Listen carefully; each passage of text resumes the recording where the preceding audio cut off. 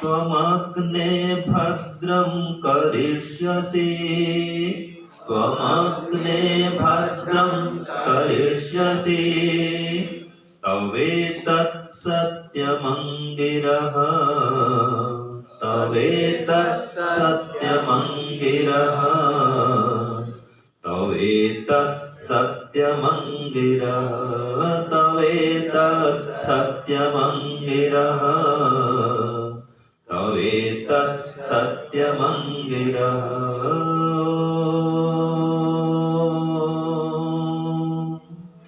यदङ्गदाशुषे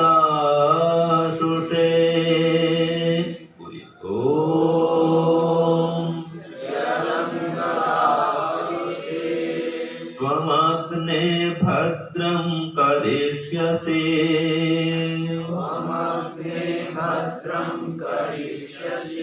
तवेतत् सत्यमङ्गिरः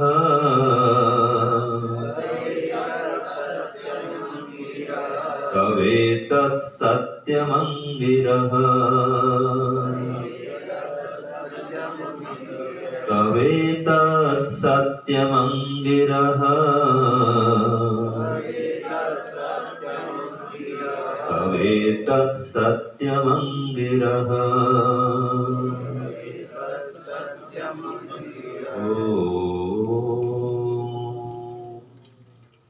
ईश्वर हम यह पठन पाठन आपको प्राप्त करने और कराने के लिए साधन के रूप में करने जा रहे हैं। इस कर्म को और इसके कर्म फल को भी आपको अर्पित करते हैं। ओम शांति शांति शांति। सबको सादर नमस्ते भी। आज का मंत्र बहुत श्रेष्ठ मंत्र है, प्रेरक मंत्र है और जीवन में धारण करने योग्य मंत्र है। 101 नंबर पृष्ठ में यदंग दाशुषे बोलिए। यदंग दाशुषे एक टुकड़ा याद करिए। पहला यदंग दाशुषे याद। यदंग त्वम अग्ने भद्रं करिष्यसि त्वम अग्ने भद्रं करिष्यसि। एक लाइन। इसका अर्थ क्या है कि हे अंग परमात्मा। अंग यहाँ पर परमात्मा का नाम है। ठीक, वहां पर अर्थ क्या दिया? अंग माने क्या लिखा है?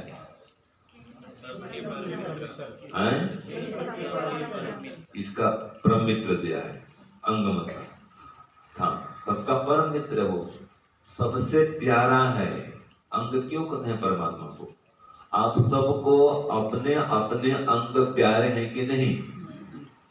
आपको कहा जाए 1 करोड़ रुपया दो, नहीं 1 करोड़ रुपया लो और बदले में 1 हाथ दे दो, तो कोई देगा नहीं? नहीं देगा। 1 हाथ तो छोड़ी 1 अंगुली भी नहीं देगा, है कि नहीं है? तो सबको अपने अपने अंग प्यारे होते हैं। तो अंग माने हे परम प्रिय परमात्मा, हे प्यारे परमात्मा, परम मित्र परमात्मा। कि जो भी दाशुषे देने वाला होता है, आत्म बलिदान करने वाला होता है, तन मन धन का दान करने वाला होता है। दाशुषे माने देने वाले के लिए, जो दान करता है उसके लिए क्या करते हैं कि हे अग्नि परमात्मा। तो माने आप अग्नि परमात्मा, अग्नि परमात्मा। यहाँ पर अग्नि परमात्मा का नाम है, अंग परमात्मा का नाम है। तो हे अग्नि परमात्मा, ज्ञान स्वरूप परमात्मा, आप ऐसे देने वाले का भद्रं करिष्यसि, भद्र ही करते हो, भद्र ही करोगे, भद्र ही करते थे। तो जो दान दाता होता है उसका परमात्मा हमेशा कल्याण ही करता है। फिर कहा तवेतत् सत्यम अंगिरः, हे अंगिरः परमात्मा। अब यहाँ पर अंगिरा भी परमात्मा का नाम है। क्या अर्थ दिया अंगिरा मन वहां पर? रक्षा करने वाले। और एक होता है अंगों का भी सार, जीवन का भी सार। हे अंगिरा परमात्मा, आप हमारे जीवन के सार हैं, इन अंगों के भी सार हैं। अंग माने परम प्रिय और अंगिरा माने अंगों का भी सार। जैसे कि हाथ है, ठीक है, अब हाथ दोनों आपका सलामत रहे, सही सलामत रहे, इतना ही काट दिया गया है, इतना कलाई से नीचे उड़ा दिया गया है। अब क्या काम इस हाथ का? हाथ का होना न होना बराबर हो जाएगा। तो हाथ की महिमा इन अंगुलियों से, मुट्ठी से है कि नहीं जी? तो इसी प्रकार से परमात्मा हमारे जीवन में हमारे अंगों का सार है, जीवन का सार है। तो ये अंग परमात्मा तवे तत् सत्यम अंगिरह, ये आपका सत्य संकल्प है, सत्य व्रत है, ये आपका सत्य नियम है, ये कहें आपकी प्रतिज्ञा है। क्या प्रतिज्ञा है? कि जो भी दान देने वाला होता है आप उसका कल्याण ही करते। अब देखो ये तो मंत्र कह दिया, और वेद में जो कहा जाता है ना वो सत्य होता है। अनर्थक बात वेद में कोई होती नहीं, असंभव बात कोई वेद में होती नहीं। तो एक सूत्र आता है सांख्य दर्शन में, उसमें कहा है न असत्य उपदेश विधि, न असत्य उपदेश विधि उपदिष्टे अपि अनुपदेश। परमात्मा अनर्थक उपदेश नहीं करता है, असत्य माने असंभव उपदेश नहीं मिलता वेद में। और अगर कोई ऐसा उपदेश करे तो कोई काम का नहीं है। कोई कहे, जैसे कि ये इसी सूत्र में आता है सांख्य में, काष्ठवत धेनु, सूत्र क्या है? काष्ठवत धेनु, लकड़ी की गाय है। कोई कहे मेरे गाय पानी पी, पानी पी, लकड़ी की गाय पानी पिएगी? तो यही बात है। ऐसा कोई कहे तो भी वो सिद्ध होने वाला नहीं है। ऐसे लोष्ठवत भानु, भानु माने क्या होता है? सुनिए, लोष्ठ माने ढेला, मिट्टी, मिट्टी का ढेला, पत्थर, ठीक है जी। जैसे यहाँ पर कोई दीवार में एक सूर्य का चित्र बना दे पत्थर का, या कोई पत्थर भी होता है बड़ा सा पत्थर, उसको पेंट करके इसको सूर्य का आकार बना दे, रख दे, तो क्या उससे प्रकाश मिलेगा? नहीं। वो लोष्ठवत भानु, तो वो कहने का, देखने का सूर्य है। लकड़ी की गाय देखने कहने के लिए है, न वो दूध देगी न घास खाएगी। तो अगर कोई कहे कि भाई ये हे सूर्य देवता प्रकाश दो, वो नहीं देने वाला, वो पत्थर का है। कोई कहे लकड़ी गाय को हे गौ माता दूध दो, वो नहीं देने वाले। ऐसा कहना अनर्थक है, बेकार है। तो अगर वेद में असंभव बात करे वो बेकार है, लेकिन वेद ऐसा कहता नहीं है, क्योंकि बेकार वो नहीं है। तो इसलिए जो कह दिया वेद में कि तवे तत् सत्यम अंगिरह, हे परमात्मा ये आपका सत्य संकल्प है कि आप जो कहते हैं वो जरूर करते हैं। तो परमात्मा ने कहा है ना कि मैं कल्याण करूंगा, तो जो भी परमात्मा कहता है वो करके ही रहता है। जैसे कि परमात्मा ने कहा दिया आपका मोक्ष होगा, आप प्रयास करो। अगर मोक्ष नहीं होता तो ऐसा उपदेश परमात्मा करता ही नहीं। ये स्वभाव से बद्ध होता तो उपदेश करता है ऐसा। हम तो कहते हैं तमेव विदित्वा अति मृत्यु मेति, उस परमात्मा को जान करके हम सभी दुखों से छूट सकते हैं। अगर सभी दुख से छूट नहीं सके तो उसका कहना बेकार। तो न स्वभाव तो, जो स्वभाव से बद्ध है उसके लिए कहा न स्वभाव तो बद्धस्य मोक्ष साधन उपदेश विधि। तो स्वभाव से बद्ध जीवात्मा के लिए ऐसा उपदेश करेगा ही नहीं वो। ऐसे ही दान देने पर भी कल्याण नहीं होता, ऐसा उपदेश करेगा ही नहीं वो फालतू बात नहीं करता परमात्मा, असत्य बात नहीं करता। तो जगह जगह प्रमाण मिलता है। परमात्मा स्वयं वेद में कहते हैं, अनेक जगह कहते हैं। क्या कहते हैं? दान देता है, क्या मिलता है? देखो कि उतो रही प्रणतो नौपदस्यति, दानी का धन घटता नहीं है, जो दान देता है उसका धन कभी घटता नहीं है। ये प्रमाण आता है ऋग्वेद में 10:117 उतो रही, रही माने धन, तो उतो रही प्रणतो न उपदस्यति, जो धन का दान करता है उसका धन कभी घटता नहीं है। मुक्त हस्त से इसलिए दान करना चाहिए। और जो दान करता है, जो लेने वाला है, उसका तो कल्याण तब होगा जब उस धन का उपयोग करेगा, लेकिन आपका कल्याण तभी हो जाएगा जब आप दान दे देंगे। दान देते ही आपका कल्याण हो गया। आपका कल्याण पहले होता है, ठीक है। और जो दूसरों कल्याण करेगा उसका कल्याण परमात्मा करता है, वो सदगति को प्राप्त होता है। न ही कल्याणकृत कश्चित दुर्गतिं तात गच्छति, जो कल्याण करने वाला होता है वो कभी दुर्गति को प्राप्त नहीं होता। तो इसका अर्थ क्या निकला कि कल्याणकृत सदैव सद्गतिं गच्छति, कल्याण करने वाला हमेशा सद्गति को प्राप्त होता है। तो दान करना कैसा कर्म है? कल्याणकारी कर्म है या अकल्याणकारी कर्म है? कल्याणकारी कर्म है। फिर कहा कि दक्षिणावंतः अमृतम भनन्ते, जो दान दक्षिणा देने वाले होते हैं वो अमृत तत्व को प्राप्त होते हैं, दानी अमर पद को प्राप्त होते हैं। देखो, एक इतिहास के महान दानी हुए थे, महादानी बोलते हैं, क्या नाम उसका? नहीं, महादानी राजा हरिश्चंद्र थोड़े थे, वो तो महान सत्यवादी थे, कर्ण थे। ठीक है, मैं महादानी कहते अब कर्ण का नाम ले लिए, प्रसिद्ध है वो महादानी कर्ण। तो अमर पद को प्राप्त हुए कि नहीं हुए? कीर्ति यस्य सजीवति, जिसकी यश कीर्ति अभी तक फैली हुई है वो जीवित है। शरीर मर गया कोई बात नहीं, लेकिन यश रूपी शरीर जीवित है। क्यों? दान की महिमा है। दानवीर थे वो, दानवीर कर्ण कहा जाता है, महादानी कर्ण कहा जाता है। क्यों कहा जाता है पता है हमको? ऐसे दृष्टांत आता है, अब कितना सच झूठ तो इतिहास की बात है, लेकिन कहने में ऐसा आता है कि दानवीर कर्ण जो है वो अंतिम मृत्यु शैया पर पड़े हुए थे, ऐसा कहने में आता है, या युद्ध समय घायल होकर पड़े थे, है ना। और तब परीक्षा लेते हैं कृष्ण भगवान और अर्जुन, भाई सुनते हैं बहुत दानी है, तो अभी परीक्षा करते हैं, अभी क्या दान करेगा ये। तो गए ब्राह्मण के भेष में, भाई आप महान दानी है, हमें कुछ दान दो। तो कहता अभी मैं क्या दान दूं, अभी तो मैं यहाँ पर अंतिम अवस्था में पड़ा हुआ हूँ, तो आप हमारे घर जाओ, कहना कि कर्ण ने भेजा है, जो आपको चाहिए घर से मिल जाएगा आपको। नहीं अभी तो हमको अभी चाहिए। तो ठीक है भाई, अभी चाहिए तो क्या करूं?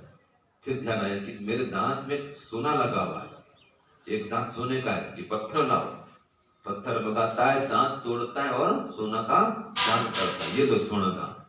मन मरते हुए भी दान करके वो गया है, इसलिए उसका नाम अमर हो गया आज। तो वास्तव में ऐसा ही है। यक्ष और युधिष्ठिर का संवाद आता है, उसमें कहा गया है, यक्ष ने प्रश्न किया कि हे धर्मराज ये बताओ कि मरने वाले का मित्र कौन होता है? तो क्या उत्तर दिया? हाँ, मरने वाले का मित्र दान होता है। तो अभी से जो दान कर देंगे तो समझो आपका हो गया, और दान नहीं कर पाएंगे फिर बेटे पोते क्या कर रहे हैं क्या पता आपको, है कि नहीं है? जो दान दे दिए वो आपका अपना है, जो दान नहीं दिए आपका वो नहीं है। वास्तव में आपका अपना तो वही है, जो दे दिया आपने वही आपका है, वो साथ में लेकर के जाएंगे, और जितना देकर दिए रहेंगे उतना ही लेके जाएंगे। ये नियम याद रखना। परमात्मा कर्मों का फल देता है ना, नियम क्या है? जितना कर्म उतना फल, और जिसने कर्म किया है उसको ही फल देगा, ना अधिक देगा ना कम देगा। तो कोई व्यक्ति 1 करोड़ रुपया दान दिया है, तो बताओ उसको 1 करोड़ मिलेगा नहीं मिलेगा? मिलेगा। वो दान दिया 1 करोड़ रुपया, उसका सेफ हो गया। आजकल वो नारा चल पड़ा है एक रहेंगे सेफ रहेंगे, है ना। तो मैं कहता हूं अगर 1 लाख भी दान दे देना तो 1 लाख आपका सेफ हो गया। 1 लाख का दान, 1 लाख रुपया सेफ सेविंग अकाउंट में जमा हो गया, बैंक ऑफ गॉड में, परमात्मा का बैंक हो, एफडी हो गया आपकी। जो आपने जमा कर दिया गुरुकुल में दे दिया, वो आपके एफडी बन गए, ब्याज देगा परमात्मा, वो बैंक है भाई। जब ये संसारिक ब्याज देते हैं तो उनको क्यों ब्याज दे रहे हो? बढ़िया माता पिता देगा, सुंदर परिवार देगा, ठीक है ना।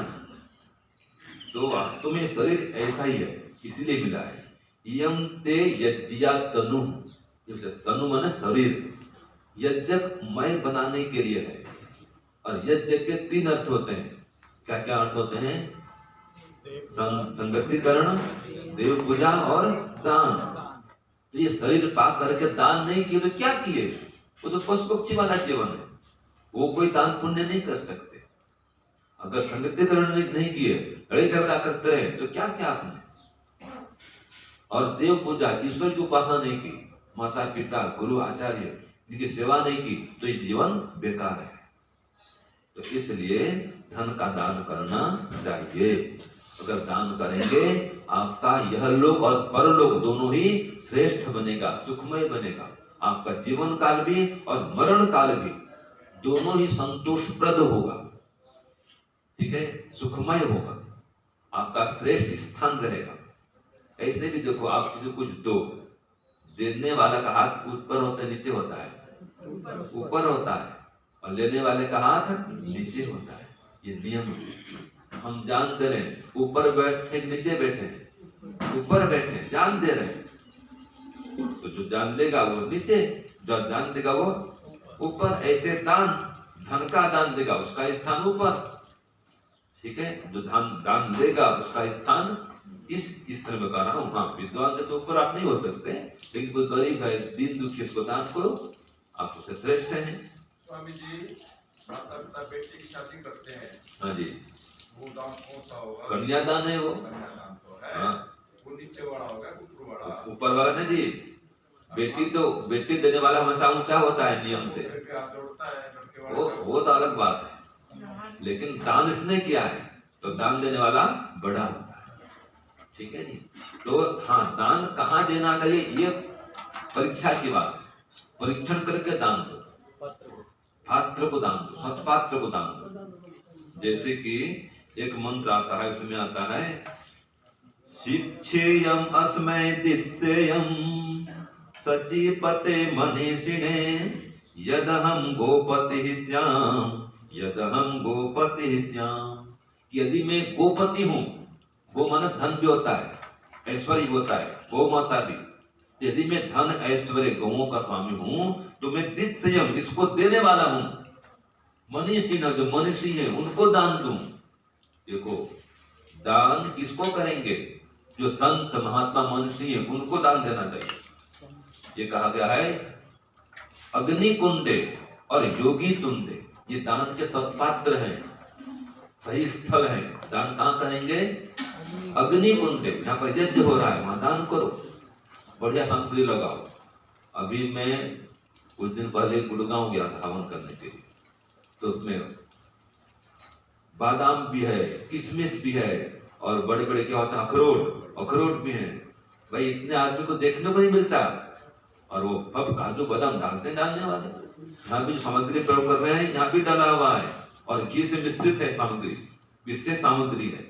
और जावित्री जायफल बहुत सुगंधित ये है। शिविर के पदार्थ तो देखें जब बना रहे थे, तो विशेष पदार्थ है। तो ऐसे यज्ञ कार्य में दान देना चाहिए।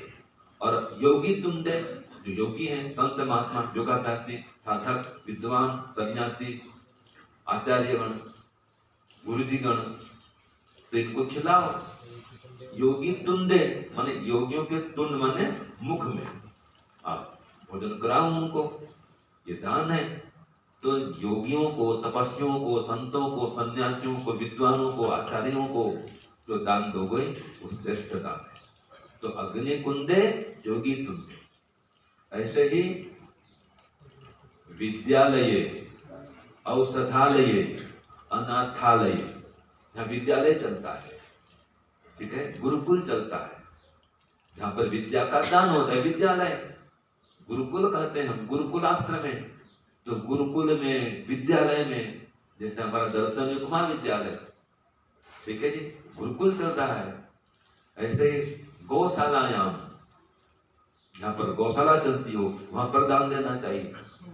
तो गुरुकुल में, विद्यालय में, गौशाला में, अनाथालय में, औषधालय में दान देना चाहिए।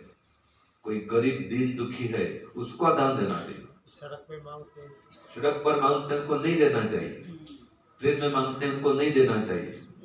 एक बूढ़ी माता जी मिल जाती है जैसे। ना ना ना, वो तो उसका दुरुपयोग करते हैं वो लोग, ठीक है जी। उनको रोटी दे दो भले, ट्रेन में मांगते हैं, दे रोटी दे दो, केला दे दो एक, बस समझ लो, जो रोटी दिला मत, भूखा नहीं वो। अगर भूखा हो रोटी जरूर देगा वो। अगर रोटी नहीं ले रहा है मतलब वो धन के लिए मांग रहा है, इसका दुरुपयोग करेगा। हाँ, दारू पीते हैं, क्या घर में दे देंगे? एक बट्टू में था, पंखा था। तो इसलिए धन का सदुपयोग करना चाहिए। तो धन क्या है? एक देने योग्य श्रेष्ठ वस्तु है। लेकिन दान देने के लिए, हाँ, सुपात्र को दान दो, और दान देने के लिए कई प्रकार के पदार्थ हैं, उसमें धन एक पदार्थ है। ऐसे कई सारे पदार्थ हैं, जैसे कि सर्वेषामेव दानानां ब्रह्मदानं विशिष्यते, वारि अन्नं गोमहिवासः तिलकांचन सर्पिषाम्। वारी माने जल, अन्न माने भोजन, ये दान के पदार्थ हैं। वारी अन्न, गौ माता का भी, मही माने पृथ्वी जमीन दान करना चाहिए, वासा माने वस्त्र दान करना चाहिए, तिल माने जो तिल का तेल प्रयोग करते हैं वो भी दान करना चाहिए, कांचन माने सोना, वो दान करना चाहिए, सर्पिष्टाम घी, ये दान के पदार्थ हैं। लेकिन इन सभी दानों में ब्रह्म दानम विशिष्यते, सबसे बड़ा दान है वेद विद्या का दान, ब्रह्म विद्या का दान। और जो ब्रह्मवेत्ता हैं, ब्रह्म के उपासक हैं, उनको दिया गया दान, ब्रह्मचारियों को दिया गया दान सबसे बड़ा दान है, जो वेद का प्रचार और प्रसार करते हैं। तो जो आपने दे दिया वो आपका हो गया, जो नहीं, हाँ, बो दिया आपने जमीन में, वो मिलेगा आपको। आपने बीज बो दिया है, परमात्मा फल देगा। नहीं बोएंगे नहीं मिलेगा। कोई बीज बोता ही नहीं है और खेत को बंजर खुला छोड़ा है, कुछ फल मिलेगा उसको? नहीं मिलेगा। और देखिए ये नियम है परमात्मा का, जितना दिए रहेंगे उतना ही पाएंगे, नहीं देंगे तो नहीं पाएंगे। और जो दे देंगे साथ में लेकर के जाएंगे। आपने सुना होगा, क्या एक कहावत है कि लाख जोड़ लो हीरे मोती, लेकिन कफन में जेब नहीं होती। लाख जोड़ लो हीरे मोती, कफन में जेब नहीं होती। कितना धन संपत्ति एकत्र करो, कफन में कोई जेब है क्या? लेके जा सकते हैं? नहीं। और मैं कहता हूं लाख जोड़ लो हीरे मोती, कफन में जेब ही जेब होती। हाँ, उसका उपाय है। अब जो कफन है वो रजाई का कवर बन जाएगा, जितना चाहे भर के ले जाओ। हाँ, तो कैसे बनेगा वो कफन कवर? कैसे बनेगा? दान। जितना दान दिए वो सब लेकर के साथ में जाएंगे। तो दान दिया धन ना घटे, मंत्र में आए ना, प्रमाण दिया गया ना भाई। क्या प्रमाण दिया? कि नहीं, उतो रही प्रणतो न उपदस्यति, दानी का धन घटता नहीं है। ये तो वेद का प्रमाण बता रहा हूं। वो जो उसमें कुछ नहीं, ये इसमें है मेरे पुस्तक वैदिक शिक्षा, इसमें दान की महिमा पूरा एक पेज दान ही दिया गया है। तो दान करने का नियम है कि दान कैसे करें, तो कहा श्रद्धया देयम, श्रद्धा पूर्वक दान देना चाहिए।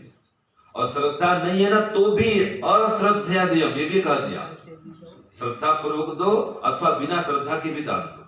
कई बार ऐसे होता है, पति पत्नी दोनों होते हैं, एक की श्रद्धा है, श्रद्धा पूर्वक दान करती है माताएं, और पति जो श्रद्धा नहीं है, यदि की इच्छा नहीं, तो भी मजबूरी में देना पड़ता है।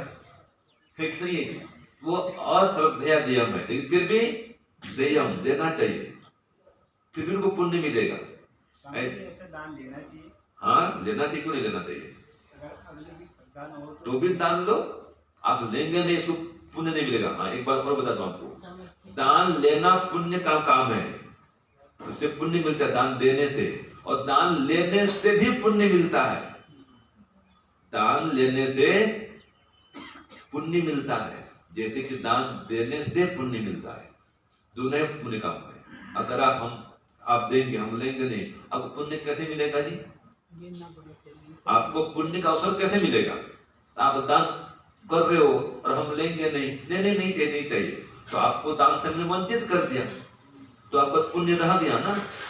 इसलिए दान लेना भी पुण्य का कार्य, तो दान देना चाहिए। श्रद्धया देयम, फिर कहा अश्रद्धया देयम, फिर आता है श्रिया देयम, शोभा पूर्वक दान देना चाहिए, और ह्रिया देयम, लोक लाज के भय से भी दान देना चाहिए। श्रिया देयम और ह्रिया देयम, कि लोग क्या कहेंगे, इतने आप शिवरार्थी आए हैं, कुछ लोग दान दिए और कोई देता ही नहीं है जी, देता नहीं है, तो लोग लाज से भी दान दो। भाई सब लोग दान दे रहे हैं, मैं नहीं दूंगा तो लोग क्या कहेंगे? कंजूस कहेंगे।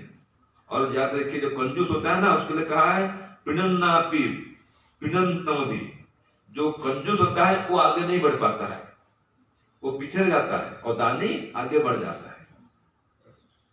कभी आपने सुना कि ये व्यक्ति दान देते देते गरीब निर्धन हो गया? कभी सुना? नहीं। दान देने वाले का धन बढ़ेगा, आगे बढ़ेगा, कभी कम होगा नहीं। इसलिए जो माता जी कह रहे थे ना, चिड़ी चोंच भर ले गई, नदी न घटियो नीर, दान दिया धन ना घटे। बस ये समझ लो, आगे पूरा नहीं कर रहा हूँ, ठीक है? दान दिया धन ना घटे। स्वामी जी, ये श्रेया देयम ये किस ग्रंथ का है? ये उपनिषद का है जी, ये तैत्तिरीय उपनिषद का है। फिर आगे का भिया देयम और संविदा देयम, भय पूर्वक भी दान दो, और संविदा प्रेम पूर्वक दान दो। भिया देयम, संविदा देयम, 6 इसमें है। पहले तो कहा सबसे पहले श्रद्धया देयम, फिर कहा श्रद्धा नहीं है तो अश्रद्धया देयम, फिर कहा श्रिया देयम और ह्रिया देयम। श्रिया माने शोभा पूर्वक दो, और ह्रिया माने लोक लाज के कारण भी दान दो, कि लोग क्या कहेंगे? कंजूस कहेंगे, कंजूस मक्खचूस कहेंगे। फिर कहा इसमें अंतिम में भिया देयम और संविदा देयम, पैसे भी दान दो। अगर दान नहीं करेंगे, अगला जन्म मानव का नहीं मिलेगा, याद रखिए। जितना दान देंगे उतना श्रेष्ठ परिवार मिलेगा, श्रेष्ठ माता पिता की प्राप्ति होगी। जो आप ये मानव चोला प्राप्त किए है ना, आप बहुत भाग्यवान हैं, दानवान हैं, बहुत दान किए थे आप, इसलिए मानव शरीर प्राप्त किए। एक व्यक्ति जन्म लेता है झोपड़पट्टी में, झुग्गी झोपड़ी में, और एक जन्म दिया महल में, 5 स्टार होटल समान घर में। क्यों भाई? तो वो दान दिया था, तो जन्म से ही वो करोड़पति परिवार में आया, क्योंकि 1 करोड़ का दान दिया था। हाँ जी, लाख रुपया देगा तभी तो करोड़पति व्यक्ति लाख रुपया दे सकता है। हाँ दे सकता है, लाख रुपया देंगे तो करोड़पति घर में जाएंगे। और बताओ आपको, देखो धन खाली दान खाली धन का ही नहीं होता है। किसी के पास धन नहीं है, गरीब है, तो क्या दान करेगा जी?